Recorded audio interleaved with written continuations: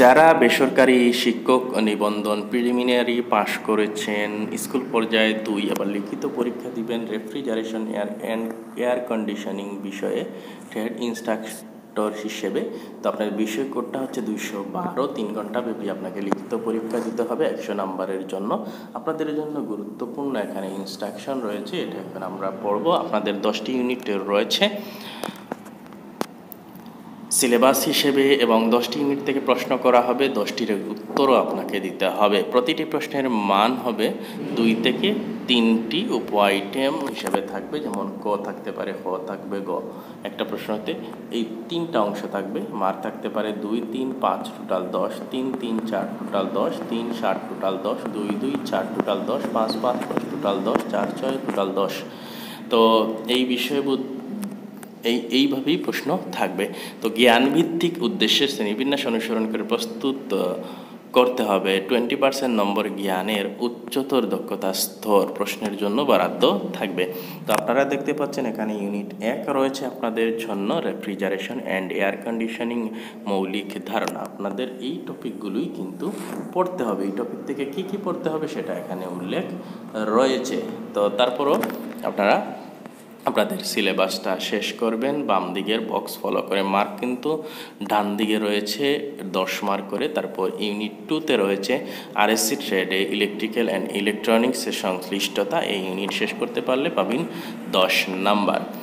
এরপরে রয়েছে দেখতে পাচ্ছেন ইউনিট 2 অংশ এখানে চলে আসছে। তারপরে ইউনিট 3 হচ্ছে রেফ্রিজারেশন সাইকেল অ্যান্ড কম্পোনেন্ট। এই হচ্ছে আপনাদের সিলেবাস।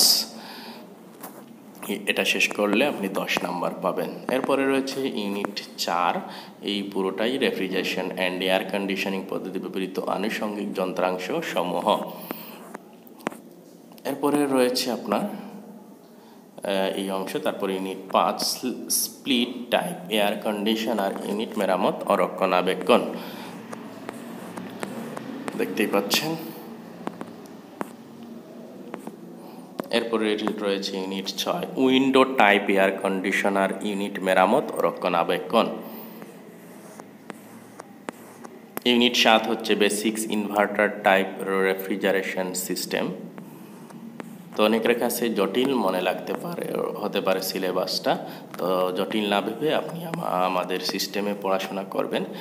ইউনিট 8 রেফ্রিজারেন্ট অত্যন্ত ছোট।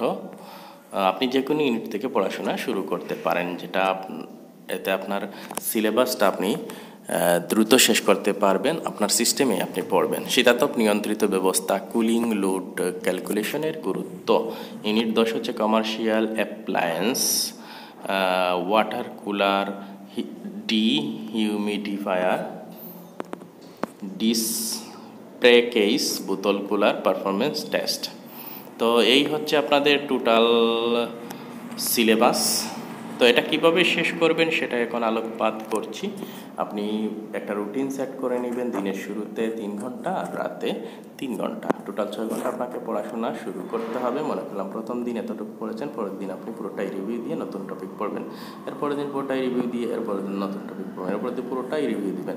এইভাবে আপনি ধীরে ধীরে 20 থেকে 25 দিন সিলেবাসটা কন্টিনিউ করবেন। দেখবেন অনায়াসে আপনার সিলেবাসটি শেষ হয়ে গেছে। সবচেয়ে ম্যাজিক যেটা, আপনি চোখ বন্ধ করলে আপনার দেখবেন সকল টপিক কিন্তু আপনার চোখের সামনে আয়নার মতো ভাসতে থাকবে। আমরা যেটা করে থাকি প্রতিদিন নতুন নতুন টপিক পড়ি, যার কারণে আমাদের সিলেবাস কমপ্লিট হয় না, আমাদের পড়ার মধ্যে গ্যাপ তৈরি হয়, প্রতিদিন নতুন করে পড়তে হয়। এই সিস্টেমটা ফলো করা যাবে না। আমার সিস্টেমই কন্টিনিউ করে দেখুন, আপনি প্রথম জানুয়ারি পাস করে যাবেন। তো আপনারা অনেকে প্রশ্ন করে থাকেন কোন প্রকাশনীর বই কিনবো বা কোন প্রকাশনীর বই ভালো। দেখুন, প্রত্যেকটা প্রকাশনী তাদের সর্বোচ্চটা দিয়ে সিলেবাস ধরে ধরে আপনাদের জন্য বই রচনা করে। এজন্য আমি বলবো আপনারা যে কোনো একটা প্রকাশনীর বই কিনুন এবং সেটা শেষ করুন। যদি বই না পেয়ে থাকেন আপনারা আমার সাথে যোগাযোগ করবেন। আমরা আপনাদেরকে নবম দশম শ্রেণীর ট্রেড 1 এবং ট্রেড 2 বইটা প্রোভাইড করব। এই দুইটা থেকেই কিন্তু আপনাদের এই টপিকগুলো পাবেন এবং টপিক ধরে ধরে শেষ করবেন। বই দুটোর দাম হচ্ছে 100 টাকা, ট্রেড 1 50 এবং ট্রেড 2 50।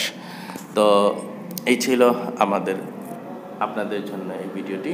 সবাই ভালো থাকবেন, সুস্থ থাকবেন, নিরাপদে থাকবেন।